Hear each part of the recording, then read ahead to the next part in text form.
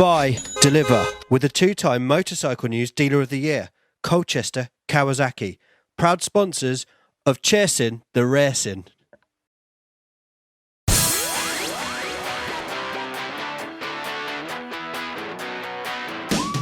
Three, two, one, and welcome back to Chasin the Racin, episode 71, and we're joined by Tom Bridewell down at Oulton Park. How are you doing, Tom? Yes, I'm very well.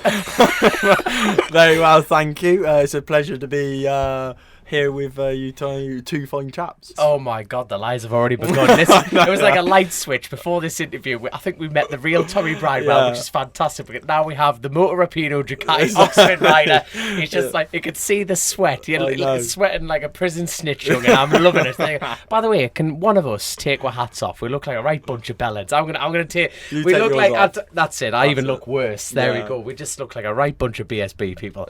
So there we go. Grand. Now, I think it was last round, the start of the BSB programme, Eurosport did a fantastic little like a set thing at your house, really moving, obviously talking about Ollie and a little bit like how you got into racing and stuff. Let's go back right to the start. So someone's done the interview, so if you just plug into that, listen to that. There we go. So just Right, I'll see you later then. Really good interview. Tight work, Chrissy. Done. Tight work. Re-advertising someone else. Brilliant. It showed you obviously, like out in the back garden and stuff as proper little lads, and then was it a case? Did you go into motocross or was it like junior? No, mini motorwing actually. Yeah. So we would just always be like just fucking about really, like non-stop. Like I got kicked out of school. For what? Obviously, it's a collection of things. Yeah, no, what I've done is, I'll tell you one of them actually, is my, I can't even remember what teacher he was now, said to me that, because I was just motorbikes, and still am motorbikes through and through, and then he said to me, he said, look Tom, he said, you'll never make a success from racing a motorbike, so you should concentrate on school. So I basically done no more and said, well, I'm going to bring a baseball bat in tomorrow and hit you across the head, and then got sent to the headmaster's office. And you openly threatened him as well. And dragged him through a fucking letterbox. Anyway. Do you want some? Yeah. You know that little football hooligan? I can just imagine him like that. Do you want some? Yeah, so I was my services weren't acquired for long at school, to be honest. Was this secondary school? Yes, yeah. Hey, the school's gone downhill since Tommy left. Hey, God, the academic standards. There you go. Have you got? Sorry, you know he's a maths teacher, don't you? Yeah, exactly. Have you got any of him? Any advice? Like that, you know what I mean? Like all you're mad. Oh fuck, you're like you're a clever fucker then. He is. You can't still figure out his lap times though. You know what I mean? Yeah. Can't work out how to go faster. That's it. Have you had any students like him then? I've never been threatened with a baseball bat yet. Oh, it's coming. So you went to school. You got dragged to the headmaster. Sorry. You threatened him with a baseball bat. Yeah. And then he went, right, well, school's not for me. School packed in. And he thought I better focus on a long career in motorcycles. And then, well, luckily, Dad managed to broker a deal, oddly. We'll just rewind that. I'm not a violent person. But it's like saying to a kid, they're so passionate that, like, you're gonna be shit at racing a motorbike or whatever. And that's all I done in life. Nothing else. Literally, I didn't do swimming, fucking nothing. So all I done in life was ride a motorbike. That's it. So you can't say to a kid you'll never make a career in that, because it's like they're not even seeing stoking a fire. Yeah, exactly. I was a raging fucking bull back then. So what age was this? You knew what a baseball bat was. Year 9, I got kicked out. All right, year 9. So what inspired you to get to that passion? Like 9-year-old going.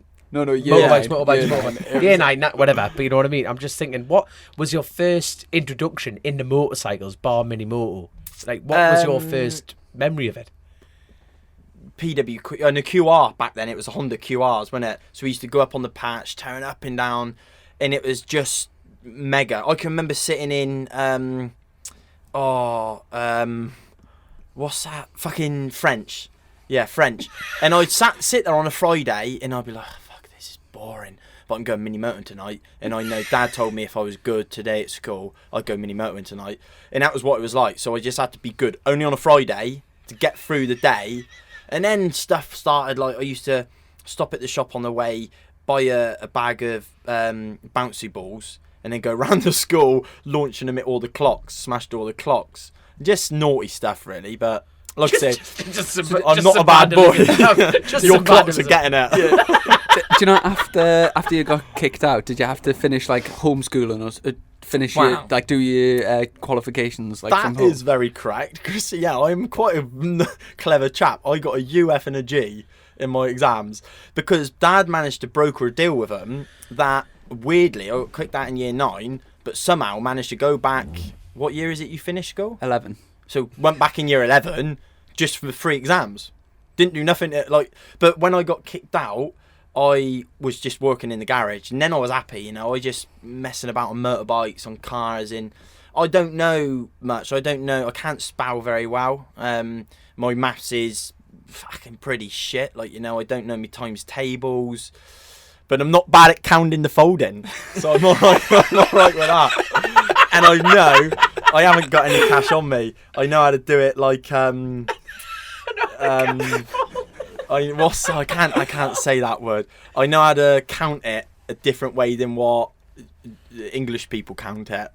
Right. So if you fold it over one finger, so if that's like the note, you fold it over and then you can just flick it and you count it so much quicker. Oh, yeah. You'll have to show us. Tommy Bridewell, the gangster. Yeah, exactly. But I count the 5C, and I know 5's £100 then. So I go 1, 2, 3, 4, 5, 1, 1, 2, 3, 4, 5, 2, 1, 2, 3, 4, 5, 3. Boom, done. And are you the best paid rider in this paddock? Because I know me folds, young, and get plenty of folds in my hand. So you touched upon the business as being a garage. Is that was that your parents' business? And is that where do you work in there? Or? Not anymore. We did. So we got car and bike garage. Used to just MOTs and that type of thing. Servicing, repairs, all that sort of stuff. And the car garage obviously is still thriving. We sort of finished the bikes because Ollie done it. That was his sort of thing. Then I done it, but I just got bored of servicing motorbikes. It was more fun road testing them than servicing them. So it got to a point where it's like, nah, it's not for me. So luckily at that stage, racing motorbikes was keeping the wolves from the door. Mm-hmm. And from the mini moto days, I mean, like when I came through from the mini moto to the big tracks, there was kind of like Metro Kits, Contis, that type of thing. Yeah. Did you end up going that route? No, mini motos, Aprilia 125s. The Super Teens. That's it. Sorry, Super Teens. So was Ian Newton running it back then? That's it. Yeah. And who was in who your was cheating year? then? Him. Who was in your like sort of cohort of riders? No one. I can't actually remember. When it was like Ollie did it years before, and that was your Crutchlows, your Sykesies, that kind of era, Davies and all that. Mm-hmm. And they was all cheating, obviously. But no, but when I was doing it, I did the club side of it, so I didn't do that championship, the Aprilia Super Teen thing. Mm-hmm. And then just went on to little 125 GP bikes. And then obviously racing just kind of took off from then, but. That's where we're here now, I suppose. And what's the age gap between you and Ollie? 3 years. So was it a kid?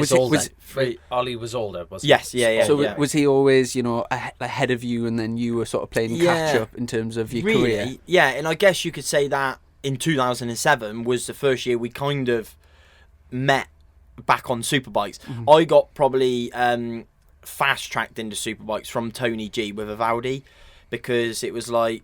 I did the R6 Cup, done well, went to Super Sport, struggled a bit, and instead of then perhaps having another year in Super Sport or going Super Stock or something, it was, do you want to just ride the Superbike? And I was a bit like, yeah, let's do it, sort of thing. So obviously that was a hard time, because with 2007, then that obviously with Ollie, then for a young lad, you lose perspective on life. Like I said in the other interview, you lose all perspective. You don't care. You don't care if you almost walk in front of a bus and go, well, hit me if you want. And then I kind of probably dodged many bullets from after Ollie was killed for probably 3 months. I was going through hedges on motorbikes thinking, got through that. And I'm not saying it in a stupid way, but you just chanced your luck in life so much, and then I kind of perhaps got it out my system, and then thought, you know what, all I do know is motorbikes from obviously a young age, so I need to perhaps get back to what I know I can do and go for that. So yeah. I see. Do you listen to the show? Yes, Like, yeah. you do listen to the show now, as you probably gathered by Just now. before I know bed. nothing. No, it's the accents, you know. We just get everything. I'll tell you what. I think, you know, like population and pregnancy's gone through the roof since we hit the radio. I think that really is, you know, we're like the smaller Barry Whites of the world. Let's face it. But no, as you like, you probably give it up. Now then. Hey, the cool there's cats a and graphic. kittens. I'll just put my cigar down. Yeah, there you go. But no, like, all seriousness. So what I love about this show is I'm learning about riders and like learning. Like, I haven't seen that interview, but the one thing I did ask myself, and the great thing about the BSB team, the commentator team, is they fill in the gaps for us. Yeah. And when you start a race, you can see you are on a different level. You know, you're pre-start, and you can see you're talking to someone, and it's like, bloody hell. And at first you're thinking, is that just a warm-up? I had no idea about Ollie until you start learning about these things. And it's just at that moment, it's just like, bloody hell, you know, and what like... It's a beautiful connection, that Yeah, is, and it's it highlighted that on that Eurosport thing. Exactly. And, like, the fact you've got them incorporated into your logo, and sort of everything about you, Ollie's there with and you. And that's the thing, I wouldn't ever wish or would hate for anyone else to ever have to go through what I did. But you instead of turning it into doom and gloom and negative, and, you know, feel like the world owes you something from it, you know, you kind of have to turn it into positive's an odd word to say, but something, you know, driving force, kind exactly that, and that's really where I went, you know, and with it, you know, everything I do is, do you know, the sad bit a little bit for me is not fully knowing what my way in life would have been if I didn't lose Ollie, as odd as it sounds, because I'm not the most fucking, like, I get up now every morning, I'll go training, I'll train as hard as anyone. My mental state in mind is I'm mentally stable, generally, just, but after year 9 everything went up from there. Let's face it, there you are. But I'm always mentally fighting myself quite hard. You know, I'll go to holiday with my wife Stace to Mexico, and it's fucking 40 odd degrees, and every day I have to go running, like, you know, and it's very exhausting when you're sat by a pool, fully inclusive, everyone's drinking whiskey and coke all day, and it looks fucking lovely, and then I'm thinking, fucking hell, I can't, because I've got to go running tonight. Do you feel like you have to do that, or do you do that purely because you're a British Superbike rider and you want to win, No. or is that just a life thing? Like, even if you weren't racing, do you think you would do that? I kind of feel like it went in I'll contradict myself a little bit in a minute. I kind of felt like I had to do it to show my commitment, dedication, and push as hard as I can for Ollie, because Ollie trained like I'd never met anyone before. So I was like, well, I got to do that. Oddly, the past year and a half, I've done less training than I have done in the last 6 years. So I'll now train in a different way, instead of working all day and then thinking, well, I've got to go running. I've just ambled 100 sheets of plasterboard up and down flights of stairs, dripping in sweat, arms like Popeye, and I haven't then got the mental state where I think, oh, but I still got to go running, you know, because I'm exhausted straight away. Mm-hmm. But if I can't sit on a sofa, and that's probably my downside. So I physically don't stop all day, every day. I do not stop. I'm doing something, walking dogs, or we do a bit of house, like, property renovation, and we've got 2 houses at the minute that we're renovating, and I kind of sight forming it, but try to cut corners, so I've got my own tipper, and I'm loading 5 ton of soil up and dumping that in. Counting your folds. Exactly, yeah. I'm getting that, yeah. Look. So, but it's that side of it is, like, life's nice, you know, life's nice. But yes. Yeah, he was talking about his Tourette's before the show. Exactly, But you're saying you've actually downplayed your training a little bit over the last couple of years. Yeah. Now, I'm going to be very honest. Your results. You don't do nothing. No. Look at the chassis on it. Of course, I don't do anything, son. But no, but the last couple of years, your result. You've come. Yeah, exactly. The bike, your rider, your capability, everything's gone up. Now, do you think that's is it the fact that Linked. you're taking a little 100%? Because do you know why? Is I train as hard as I did in the winter on a Monday, Tuesday, Wednesday coming into a race, and then I would be exhausted before I got on the bike. I had to do a fitness test, not to my own want, but I was forced, let's say, not forced, but pushed to do a fitness test, because the team I rode for didn't feel like I was fit. I then done a fitness test, and part of why I now don't train as hard is because the fitness tests I done, not blowing my own trumpet, basically turned around and said that you're the fittest rider we've ever had in here, but your problem is you do too much. You're exhausted. Exactly. And he said, you should be going to Friday. You should be getting to Thursday feeling shit because all you want to do is go training. Because then when you get on the bike, you're sharp and you're ready to go. And that's kind of where I'm at now. I do minimal, maybe do a swim on Monday and that's it, right? So, do you know from the last round to this round, I probably trained 5 times, I expect. All right. So nothing. I used to train twice a day, morning, night, and it was never like. Anyway, fucking hell, people get bored of training. So shut up about it, then. But I know it's fucking boring. The show now. You can't carry on like that. The point of being, it's like overtraining. Can be You're bad. going on about it now. No, sort him out. Anyway, Where's my bat? I tell you what. One thing that I wanted to mention, I've actually had a few messages. Sorry, what do you want to talk about? I've actually had a few messages from the podcast of people saying that they didn't like after doing the podcast, they like think I'm all right now, basically along those lines. But in 2018, obviously at like the team you were riding for, the Mavuno, the Halsall team. We'll go into like what happened there, but I ended up riding the bike after you, and there was almost like a bit of a conspiracy, like as if it was all linked, and the fact that it was as if I'd already got the ride like before. And I just wanted to clear that up. That I trust me, you're welcome to it. I only got in touch with that team and got sorted after you'd. Like left the team basically. He's trying to say. There was no overlap, but I have had messages. Right, the jacket's coming off. That's it. I have had messages. He's coming through a letterbox. I have had messages criticising me as if like I like sort of good. Yeah.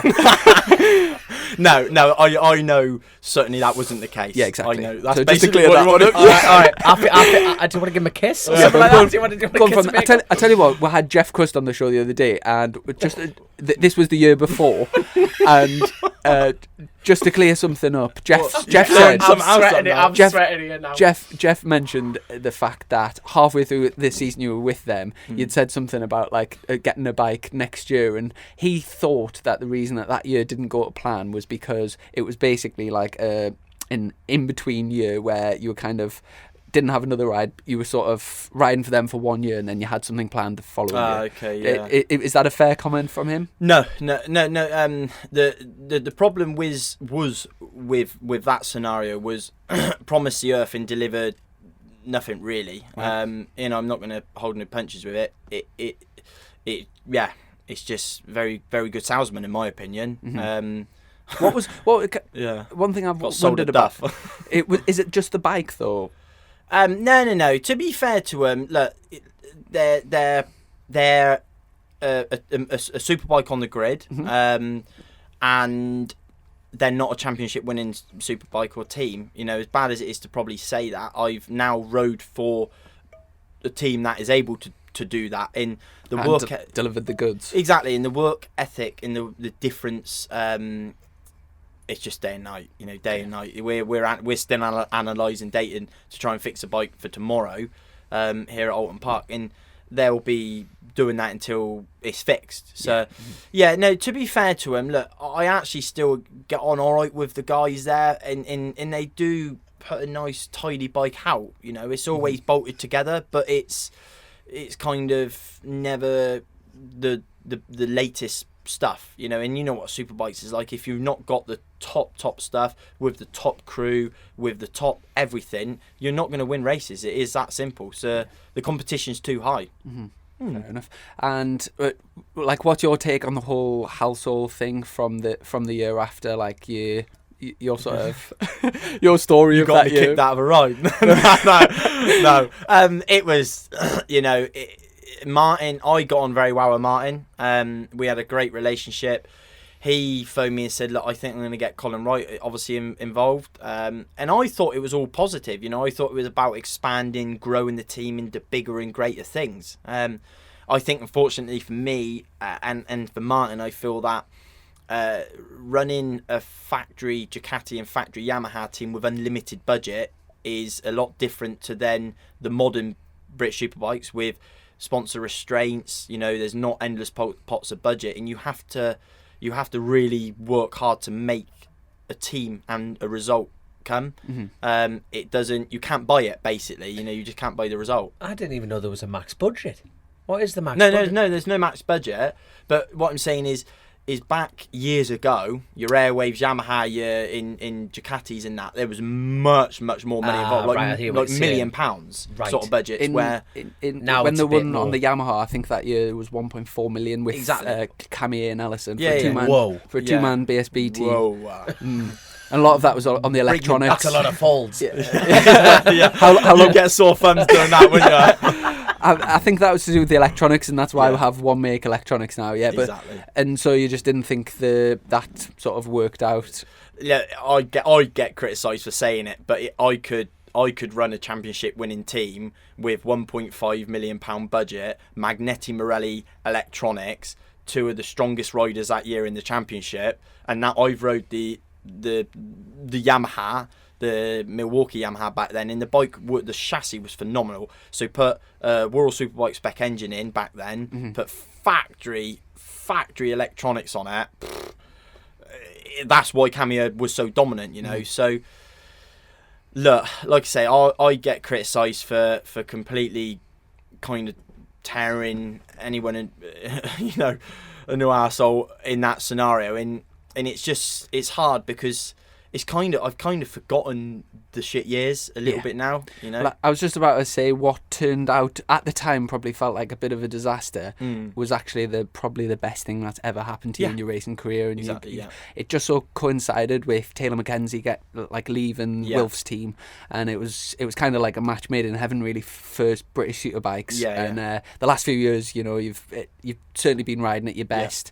Got your first race, it was here actually, I think, wasn't it, Alton Park? Yeah, for the team, their first race win. That was obviously a nice sort of one to get. But I say it's hard because they are the team that I work for, share my passion, and that's quite hard to find in racing nowadays. And that's why we do get on very well, because they are a small dealership. You know, Wilf doesn't have to go racing. He doesn't go racing to make money. You know, he spends a lot of his own money to do it.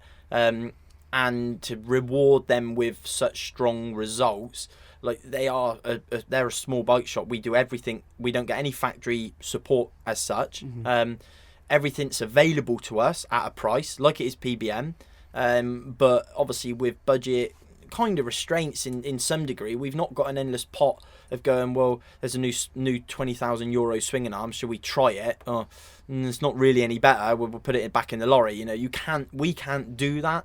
So it's nice to then reward the team with such strong results when we didn't need to do that.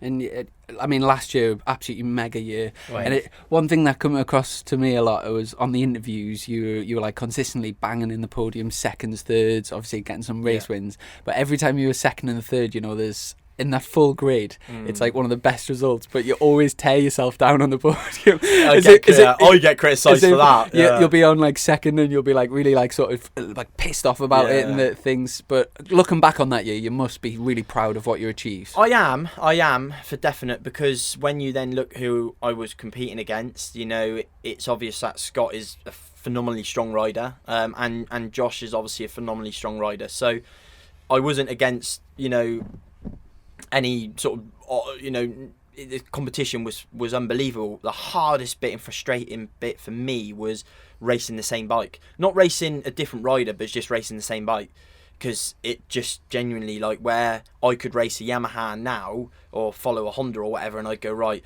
if I dig really deep in that sector, I'm a lot stronger in that sector, and then I could line up the pass. It's so much easier. Where with them, identical. So where they were strong, I was strong. Where they were weak, I was weak. That's what made it hard, really hard. And that's what is sort of frustrating me a little bit this year, because I come into this year with a different mentality, with a slightly different way of riding and a slightly different setting direction on the bike to win more races. So instead of making my bike very good for qualifying laps, like I could lap, if I was on my own, like Donington, I could lap record pace every single lap. Like, you know, I remind myself a lot like Lorenzo. And it's just, you two didn't even pick up on that, did you then? No, not at all. I'm just so... No, I'm fucking chatting away then. No, I was... anyway, shut up then. So I remind myself a little bit like Lorenzo, in the sense of, if you ever watched him, he could get out front, a little bit like Brooksy does. In a rhythm. Just bump. Robotic. Exactly, yeah. But this year we've kind of changed that sort of theory. So at Donington, we got out front and I was banged every lap, won the race. But when I'm not in that position, I ended up just sitting there too much and not able to make a pass. Where now we've set the bike up that if I'm sat in third, I can just make a big gulp and then make a lunge and make the corner. So go from third, like it's Snat, went from third past both PBM bikes into the hairpin for the lead. Where last year the bike wouldn't have allowed me to have done that, to be honest. So yeah, it's a positive, but with obviously a lot of other negatives this season. Yeah, and obviously we had a little bit of chat about it when I first came in. The superbike class this year, everyone's talking about like the new tyres and how much it's changed the bike, especially from this track last year. You know, yourself and Brooksy were just absolutely on the money. And coming into this round, I would have bet my life it would have been you and Brooksy, like just you is a dead man. Yeah. But what expert people will be listening to this, and some people probably don't even know that the tyres are different. But just explain what the changes in the tyres and how is that affecting your bike on the track. Yeah, it's undescribable. I don't actually know how to describe how it's affecting my bike, because Donington Sunday is the only time we got it right. Like I say, we got it right. I've got a quick question. Go on, why can't you use the old tyres? You're not allowed. Not allowed? Is it literally that simple? Yeah, it's not like it's... They're like kind of discontinued. It's like... for God's sake. Yeah, right. It's like just old is such, but old is gold, innit? Like Walker. But we have to use the new tyres, obviously, because it's controlled tyre. The difference with the tyres is they're a bigger profile. They make the whole bike sit quite a bit higher. They're taller and wider as such. So generally, the confusing part is Monteblanco, we were on the new tyres and the bike was on rails. Jerez, we were on new tyres. Again, bike was on rails. It seems like since the coronavirus and then we've restarted BSB, we've had our asshole against the wall big time. So, big time. The tracks, I've never been to those two abroad tracks, but characteristic-wise, are they very similar to British circuits? Monteblanco's not day and night different. Very heavy braking, hairpins, fastish corners. But so like you say, like a light switch, something's gone wrong. This track this year compared to last year. Oh, what's different? Fuck yeah! It's like going into the corners, mid corners, exits. I mean, like you say, it's you. It's consistent because it's you and Josh. But it's like you just said. I don't know how you describe it, because normally you would. So as a racer, you go, right, I've got terrible chatter. How do I get around that chatter? I'll find a way. You find a way of adapting. So easy fix is normally get on the gas. Brake hard, upright, get your braking done. It starts chattering. Get on the gas. You'll drive through the chatter. Problem solved. The problem is at the minute is the chatter starts on the brakes, it continues off the brakes, and then it continues on the gas. So there's no option, there's no solution for it. There's physically, I've tried everything, the team's tried everything, there's no solution to fix it. The conversation I had last night with Olins was, we have a controlled tyre. Pirelli are not going to change it just because the Ducatis are mainly struggling now. So we've just got to suck it up. So what are we going to do with the suspension to fix it for the tyres? And at the minute, we don't have the answer. Is World Superbike's got the same tyres? Yes, they've had it for the last couple of years, yeah. And do you get any sort of help, or is there any correspondence? The problem is they are steering their bike a lot on the rear. And you can do that when you've got the full electronics. You know, if you think now in BSB, if you tried to turn the bike on the rear, you'd be fucking into the next town, wouldn't you? So, and speaking of World Superbikes, obviously, I think it was last year or the year before, you had a chance with the Go 11 team for a few rounds, and you held a real good account of yourself, standing for Eugene Laverty. What was the experience like riding in the World Superbike paddock? Good, yeah. It helped because it was Imola for me is. Have you ever rode Imola? Nah. Oh, it's like Alton Park on steroids, bigger and better. It is so much fun. So that was nice, you know, really nice one to do. And then Jerez is probably not fully suited to my style, but it is a lovely track to ride. So the hard bit with the stand-ins I done, it was a bit of a not a favour, a bit of a like I help the team out and help Ducati out because they wanted the bike on the grid. And you wanted some folds. Yeah, no, it probably cost me some folds. No, but at track time. It was early in the year, and to be honest, it was a new bike for me and the team in BSB. So every ounce of track time I could get was a benefit. So yeah, that's partly the drive to have done that. Is that the future for you? Do you want to go in the Worlds? Or? I'd like to. Yeah, I would like to. It's very difficult to get the right package, I think, though, in World Superbikes, isn't it? You know, it's like in BSB, I've got a great team around me. You can, you know, generally be competitive in fight for race wins. Whereas if I go to World Superbikes, you know, you've got Scott, who was very, very strong in BSB last year, who's now in World Superbikes, who's done a phenomenal job, but still seems like Johnny has the upper hand. You know? Robotic, like you say. Yeah, that is phenomenal, isn't he? He's a phenomenal rider. You know, he's a phenomenal rider, and I think that probably the shame was never seeing him on a Grand Prix bike, really. Properly anyway. Yeah, like a proper shot at it, because it's kind of, not that I'm saying World Superbikes is boring, but unfortunately Johnny's made the level, he has catch me if you can, and no one can. So it's like he's not going to slow down just to make the racing interesting, is he? He's just going to win it with ease. Didn't they start him at the back a couple of races? Wasn't there a rule? Well, they've done loads of gimmicks to try and make it more exciting, like the reverse grids and all that type of thing. But like you say, he's so good in that class that he kind of makes the racing boring. Now, speaking of other sort of opportunities, you mentioned a bit of road racing. Possibly for a couple of times you've teased the road races. You have, haven't you? You're all third coat no niggas, aren't you? Tommy Bridewell, Northwest 200. I'm the man. Oh no, Tommy Bridewell. What a dick. Yeah, exactly. Yeah. What's the crack? Is it on the bucket list? Yeah, the folds, exactly, yeah. We're going to call this episode the folds. The folds, yeah, definitely. Yeah, pretty much. There weren't enough folds. Yeah. No. Look, I probably get criticised for it. If I was to do the Northwest and the TT, I won't pay him for it, obviously. No, I ain't going to do it for £1,000, am I? And I ain't going to do it for 10 grand. Why would I ride around the TT? And this is where I'm not a true road racer. So this is where my passion is not true road racing. But why would I ride around the TT? For me, a massive risk when I'm strong in England, and I don't need to do it for the fun of it. And now a lot of people say you can't do it for the money. So I'll speak to certain riders and say, yeah, but Tom, that's the wrong attitude. You can't do it for the money. And then I said to him, well, you're not getting paid next year. Are you going to do it? Well, no, it's not the point. Well, it is a point. You wouldn't do it if you didn't get paid.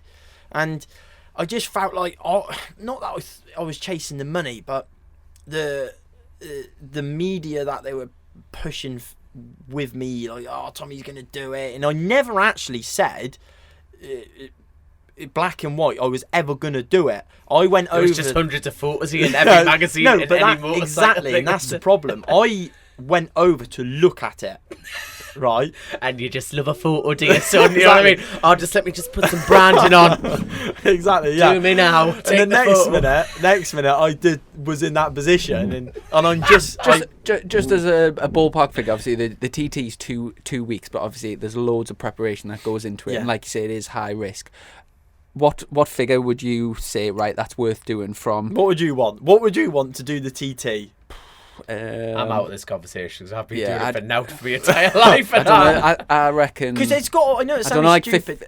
I don't know. Like, You the were thing gonna say is, 50 would grand. you want I'm greedy the, twat. the thing is, I Balls. don't like. For me, I get enough of a buzz out of short circuit racing. Yeah. So the money would have to be silly, really, for me to be persuaded to do it. And I think I would be doing it for the wrong reasons. Yeah, So no, I- exactly, and that's where I was. You see, this is the Yeah. most honest answer. Like, obviously, everyone gives an honest answer on this Yeah, show, yeah. but that is legitimately straight up. Yeah. So No, no, it is, Billy, yeah. would you have a Which fig? is great. Would you like save a 30 grand? Would you do No. TT? No. 50?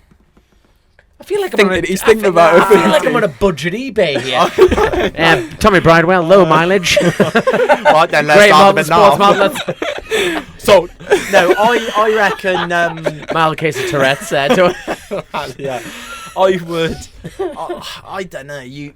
How the money would be made up is I don't know. If I was to want a figure to do it, I wouldn't warrant that figure. So if I said, right, I want 100 grand to do the TT, let's take a figure for an example. Do you know, just for an example, I wouldn't Did you warrant just getting wink? paid. We're on YouTube here, and he just winked. This is brilliant. That's it. Yeah. 100 grand. Any listeners? Yeah, exactly. But I wouldn't warrant that. Yeah. Why would I deserve to get paid that? I wouldn't, because I probably wouldn't be very good there, like, you know, because the high speed, I'm the sort of person that drives along and my wife goes mad because I'm driving along going, God, look at them pheasants fighting out in the field, and then next minute I've nearly gone at the back of fucking 2 or 3 cars because The concentration. yeah, like it must be astronomical. Now you've All, mentioned. all your competitors now. We're going to be putting out like random distractions. Pheasants fighting. Look at them swingers on the hill.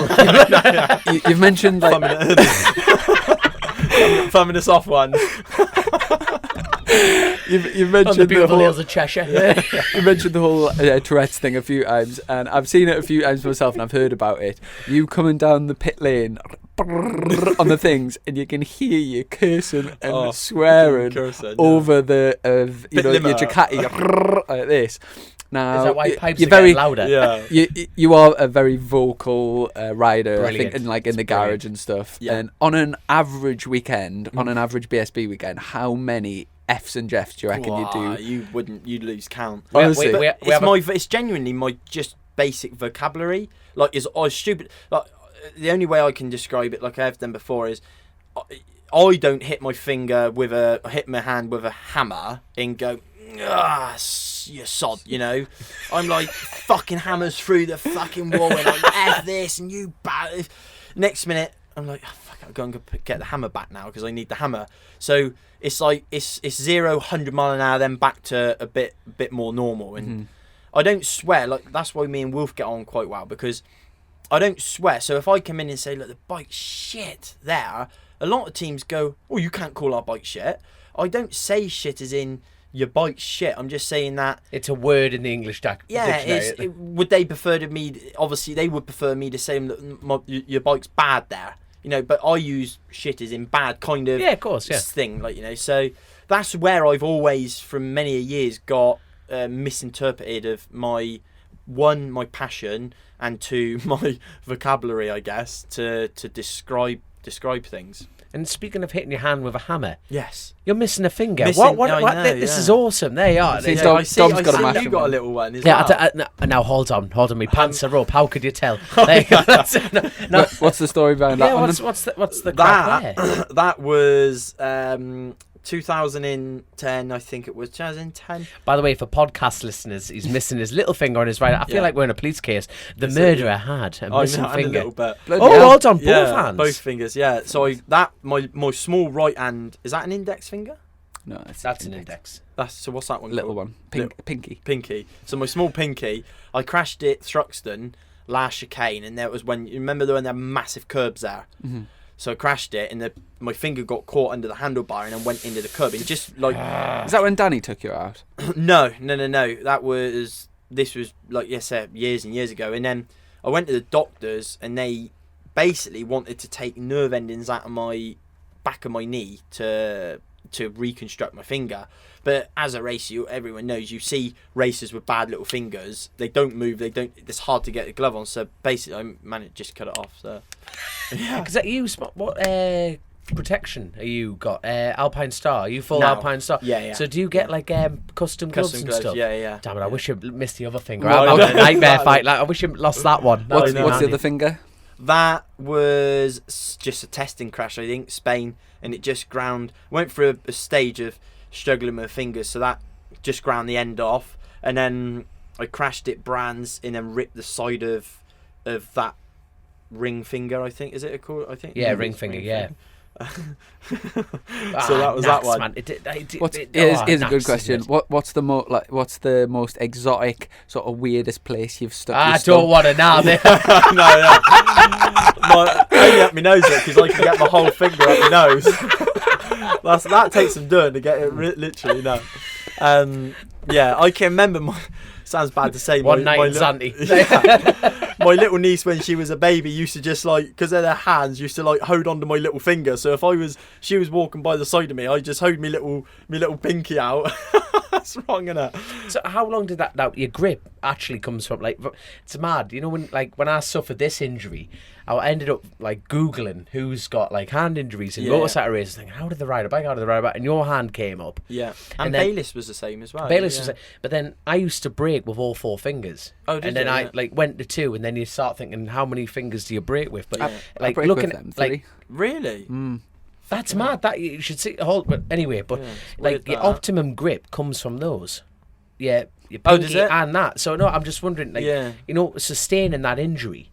How like I went out first time and I was like, because I really pushed to get it cut off. Because a week later we was racing again, and then when I went back out, I was like, oh yeah, twat, I made a big mistake here, and then I thought, well, fuck now, innit? Because I can't just get it back. So that was really the hello, problem. is that finger nice? You really sewed your finger on. But you just learn, don't you? It's a bit like Hutchie with his right hand gear shift, you know. It must be, yeah, exactly. Must be so hard. But he probably just gets on a bike now and is just normal. So he's won a few TTs since then. He's riding really well. He's getting back up to speed, exactly, Hutchie, and looking really well. And just speaking of like the racing at the moment, obviously this year isn't really going to plan as much as with the issues that you're having with the bike. Yes. Whereabouts are you in the championship at the moment? Ooh, after the race today, Yeah. we've unfortunately dropped to 4th. Oh yeah, twat. How do you manage that then? Well, I woke up in If hospital. you press play on this. Sorry, Fuck by the way, that, I've I just can't watch that. shut Really? up, man. You're 2 missing honestly, fingers. Are you that turned my guts. Are you you're a snowflake? You're a swearing snowflake. I know, aren't you? I can't. That Tommy turned my Bridewell, guts. British Oh. contender. You're a snowflake. Oh, how do you manage that? Well, Is it in a long story show? Is it? No, wait. Oh no, there's a long story with it. But Oh, it's no. we literally haven't got all night.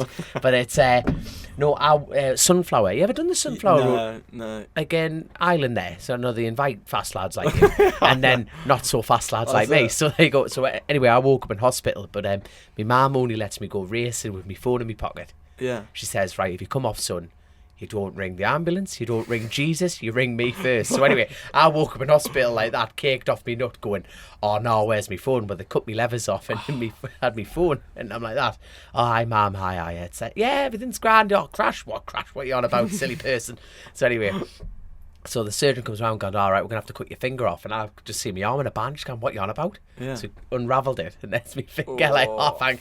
He goes, well, we could try and fix it. I can't say, oh, no, I've got to go to the Macau Grand Prix in a week and a half. Yeah. Well, you're not going there. So I'm going to drag you through a letterbox. No, not dragging that. So anyway, well, I filmed them cutting my finger. Oh, it's a long story, so we'll have to go for a pint sometime. Fuck that. So that makes your stomach there Yeah, you go not then. like that. Yeah, right. We had the Owen brothers on the other day. Just a quick one. What do you make of the Fireblade? And Andy Brooks incident at Donington. Yeah. What's your take on that? I feel it was Brooksy come across on Andrew so naughty, didn't he? No, he was serious, Dad. Tricky. Do you know, like, my honest opinion is Andy had strong pace that weekend, obviously. So the only thing when I watch it back and see is he was a bit too keen to follow his brother. And Glenn passed Josh, and it looked like Andrew was way too desperate to get past Josh so quick. You know, just make a block pass down into your old hairpin. You've got to wait a corner and a half and just make a block pass. It's a tricky one. Like, obviously, Andrew was, I would say, more in the wrong, but it's not all black and white. Yeah, it's that's not all black and white. Very diplomatic. Very. Yeah. I'm trying to think. You've done a bit of commentary work, haven't you? I saw you on the Eurosport. Yeah. I'll tell you, yeah, that's the the shaky burn, right? He was. Oh, he was sweating like a gypsy with a mortgage. Can't say his name in here now. Can you? What? Eh? Why? It just fucking. I get on well with Shaky, but It gives you quite a hard time, I think. Yeah, bitch, innit? It's just hard. I shouldn't say it, but it's always like, just digs me out, like, non-stop. It's always like, well, the problem is with Tom is he's always worried about what's in the other garage. I don't care what's in any other garage. Like, I don't put words in, someone else's mouth. Exactly, innit? Yeah, exactly, that's it. So all of the viewers out there would go, oh, well, that's the trouble with Tom, because Shaky said he worries about what's in other people's garages, i.e. PBM. They've got this swinging arm and I've got this swinging arm, for example. It's painted a picture for you rather than letting it do it yourself. I couldn't care less about any of that. Like, you know, we as a team, as Oxford Ducati, worry about ourselves, no one else. Yeah, you know, our data goes nowhere. It's kept in our lorry. It doesn't get shared with anyone else. And that's how it should be, like, you know. So I wouldn't know the ins and outs of what PBM do. So it does annoy me, Shaky, saying that. And I have no doubt if he listened to this, he'd probably, you know, perhaps try and defend himself. So maybe that's how you can get him on here then, isn't it? Yeah. No, but it was a great interview of mine, but I could just tell this lad wanted to have his own opinion. I could see you chewing on your lip. You're a natural in the studio, man. Is that a career? Do you think that's a career for after? I've just got a face for camera, haven't I? That is the thing. Wait, there's opinions, son. Opinions are opinions are opinions. Yeah. But no, it was great. But I could just see, you know, they were asking you a question. You're going, well, it's hard. What I really want to say is this, but what I'm going to tell the viewers is this, and I'm going, just say what's on your mind. Now, I tell you what, we'll do like a leaderboard. So we've got this helmet that we're raising money for Macmillan Cancer, so every guest will get it to sign. It comes with a guest book. We're doing a PlayStation leaderboard for it's the TT game. We're going to pay $100,000 for doing it. Exactly, yeah. Get the folds back. Dom done a get. Yep, I will sort that out, son. One of the cameras facing that way, and we'll get it sorted. Sorted out. So we are doing. Now, out of all of the riders, like in the paddock, do you have any mates like that? You know. No. Is it? No. Is it just? Are you sort of in your team, in your garage, but do you not really socialise with any of the riders? No. Fair enough. Right. So if you press, I fucking answered that pretty short, didn't I? I like it. No. Son. Do you not really knock around with anyone? No. Fair But no, I tell you what, I get on actually well within the paddock now is little Dan Cooper, who does stock out. Yeah. So he's from your. That's your it. Yeah. woods, We grew up racing 125s and stuff. I say it probably in the wrong way. I get on all right with all riders in some degree, but I, like anything, you're not here to make friends, are you? Mm-hmm. And I know sometimes it's hard, but I never want to be worried about making a harsh move and having to. I'm sorry, mate. Do you know what I mean? I'm kind of here to do a job, and that's it, really. So. You'd never want to have friendships that you would like be compromising on track. Yeah, exactly, yeah. But then out of racing, you know, it's totally different, isn't it? But right, Dom, are we ready for your quick fire questions? I haven't got anything, mate. I've got straight away because I got Jessup. Ready? And we're off. Do you actually know Jessup? Because he's got a dodgy accent like you, hasn't he? So he steals a lot of stuff as well. What do you mean steals a lot of stuff? He was a Ducati man, wasn't he? Yeah. So no, me and Martin actually got on really well. And I've gone from I have no friends, I am the Terminator, to he's a nice guy. I like he's him. Useless, isn't he? He's no competition to me. Why did Jessup just decide to stop? What do you know? What he just ran out of budget. Hold on, it was I'm only joking. I'm only joking. The multi-millionaire pound. Now, I think, to be fair, he's got his daughter Jessie Lee. He enjoys the motocross side. Yes. Probably, you know, takes that you know, a lot more fun in. Fuck, I'm good on this. Yeah, I was going to say maybe I should be a developer for PlayStation. Right, hold on, right. Is Jessup a trained fighter? You look like a handy little dodgy fella. Do you reckon you could take him? Who's that? Who's that? Just that's a past Spanish lad. Is called he? Raul. Raul. Not Fernandez. Now, have you ever dressed up in sex? You know, like Spanish accent like that? No. No, that was very suspicious. Quick, no, that. Are you sure, son? Like, no. Sometimes. Well, I tell you what, I think you're the only person to get this far without crashing yet. You've jinxed him now. That's why you said it. No, because now I'm under a flat out.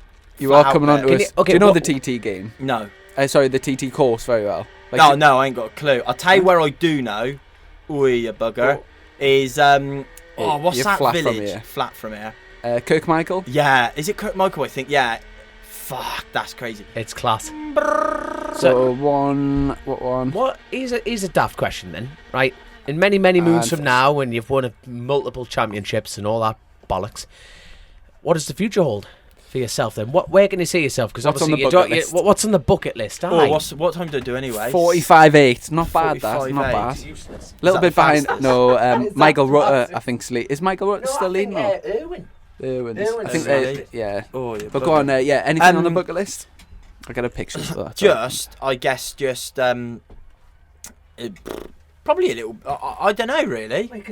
What do I do? Do you know what I mean? So do you know if you weren't racing right now? Do you think you'd just be focusing on your property development? Yeah. I'd have to obviously for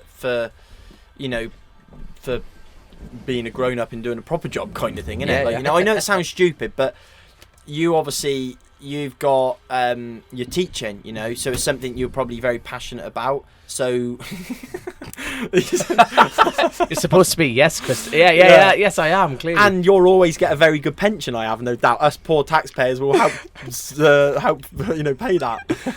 No, but you'll be in the higher tax bracket, obviously. So there you go. I wish, but what would I do? Like I say, I'm talking about motorcycles. You know, is it a case you always want to be part of this? I think I would find it very hard to say, right, well, I'm going to retire from racing now, but I'm going to become a crew chief or something. I'd probably take a lot more passion out of helping young, for definitely, Are you doing anything like that at the moment? Only with my nephew. Yeah. Okay. Not the thing. Who's your nephew? My Freddie Bridewell. So he started racing mini motos this year, just on the in the rookies cool fab thing, and then I bought him a Oval 110, and he went out on it last week. Well, Tuesday at Wilton Mill. So I enjoy that a lot actually.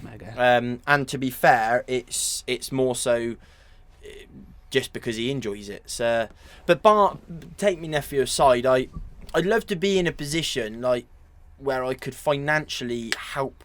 I say younger riders, passionate riders probably. People that share my passion, because the money makes the world go round for sure.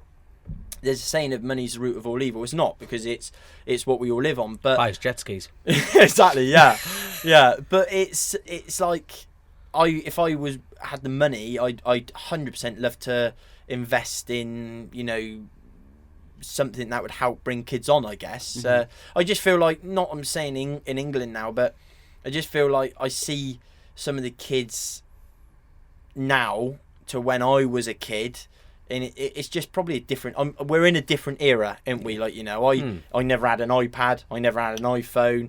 I had a baseball bat and a letterbox. Exactly, yeah. But it was like my nan used to say to me, if I ever got in from school and it was nice weather outside and was sat down, it was like, what are you doing? Get outside and play outside.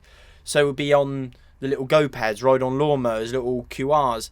Never ever, now all you do is see parents shoving an iPad or an iPhone in the kid's face to keep them quiet. It's the easy option, isn't it? So yeah, it's a shame really, and that's why it'd be nice to see some really, really, really passionate kids that their life is just racing motorbikes, nothing else. Mm-hmm. And it's probably quite hard to find that nowadays. No, very honest. Very honest. Well, I think we'll wrap things up. Thanks so much. Is there anything else you want to get in before we go? No. This is your opportunity. I don't know for this. I think people should donate for the Macmillan cancer support. This guy is smooth. Right there with you.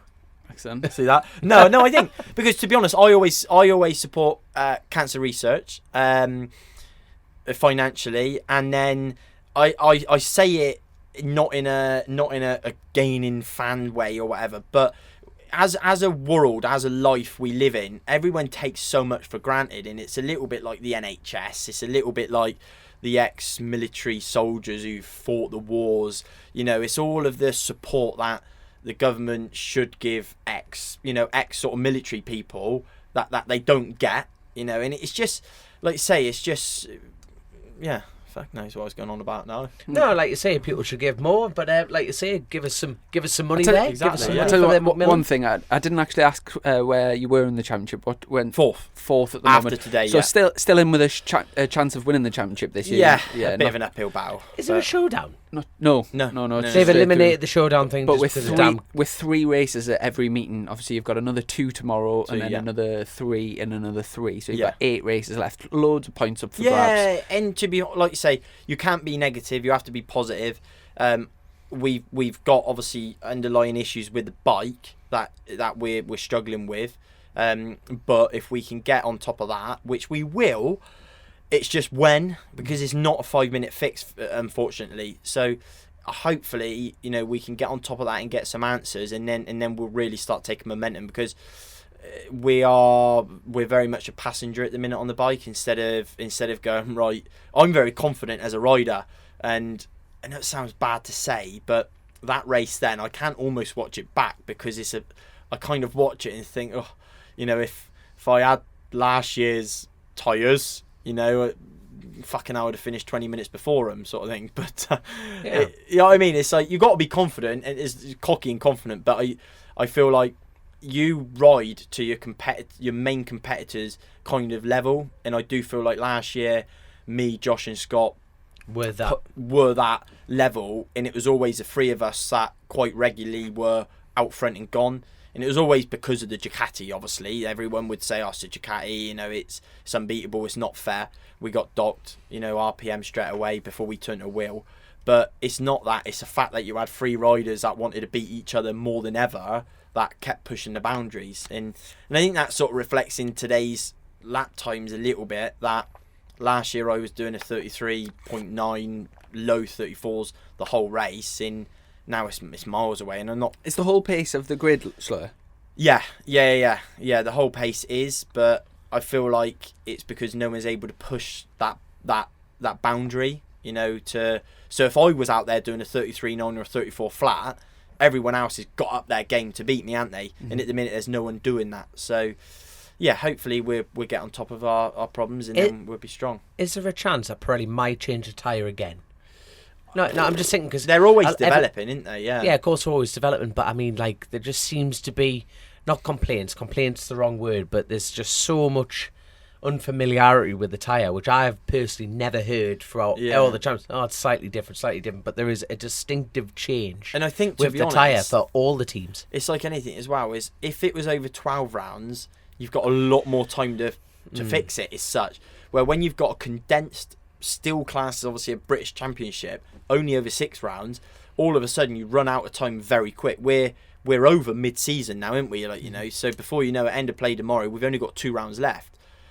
So that is the trouble. Usually that would be in the showdown, wouldn't it? And exactly. It's like end of season. But before that, you've had 9 rounds to make new bits, new swinging arms, new stuff to have obviously to fix stuff. But we're not in that position, and hopefully we can get on top of the issues and then come back a lot stronger for next year. But like I say, I am certainly pointing at full, and I feel like if we can get it sorted, we'll get the momentum to claw some points back. Damn right.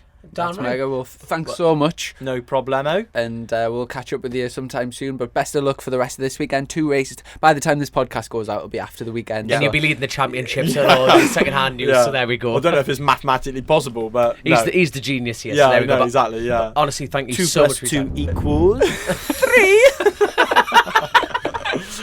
Can you do any timetable? Could you do any like? Throw him a question. Do a timetable. What Anyone. is then? Look at him. He's like, Go on, bring it on, Yeah, you massive. fucking want it then. Could you do like 63 times 15? 945, I think. What is it? Go on, 63 times 15. 15. And the answer is, kids. What did you say? 945. Shite. What is it? How the fuck do you work that out? Well, you get it, times 15 is quite an easy one because you times it by 10. All right, massive. Go on. Yeah. Then. Times it by All 10 right. and then half it and add them together. But I'm not. Yeah, if you give us a random one, probably You not. sound like a Ducati down pit. Do you know one thing? I'm not actually that. I was never top set in maths, and I've never been naturally good at maths. I just worked really hard when I was at school. So Did you like school then? No, I didn't love it, but I got stuck in, and I like Were the you a fact maths teacher's was pet? either right or wrong. So I hated English, but because it was all like interpretation and like what does this poem mean to you, and so I hated that. But like You're into Romeo and Juliet, you horny fucker, I expect. That's in trouble, yeah.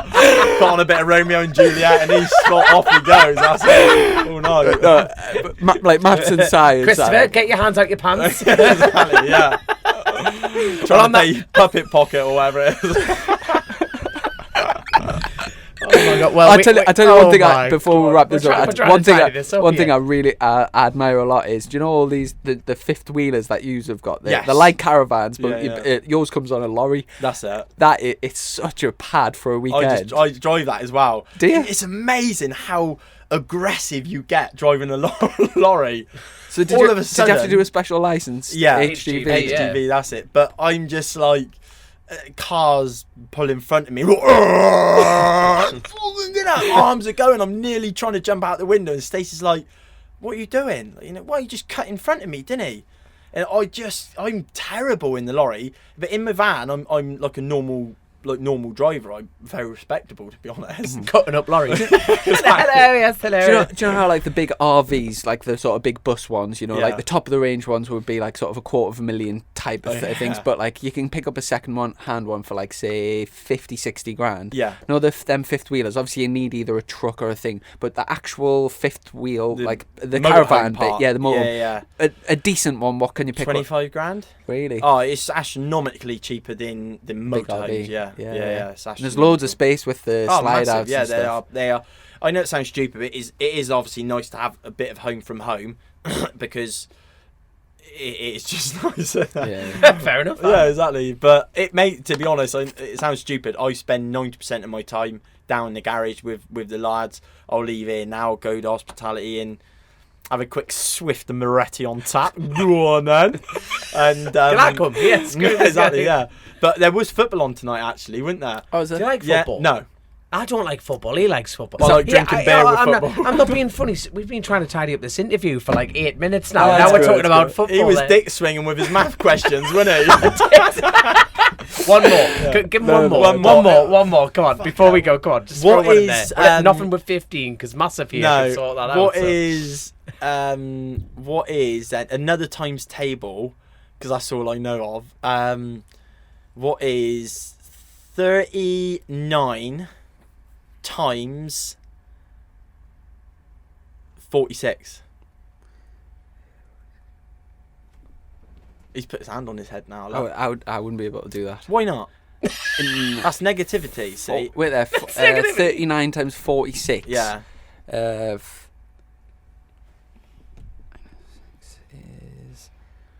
a think. But- no pressure. Nah, Everyone- I can't do that in mental maths. Go on. Really? Go on. Have a stab. 40 times.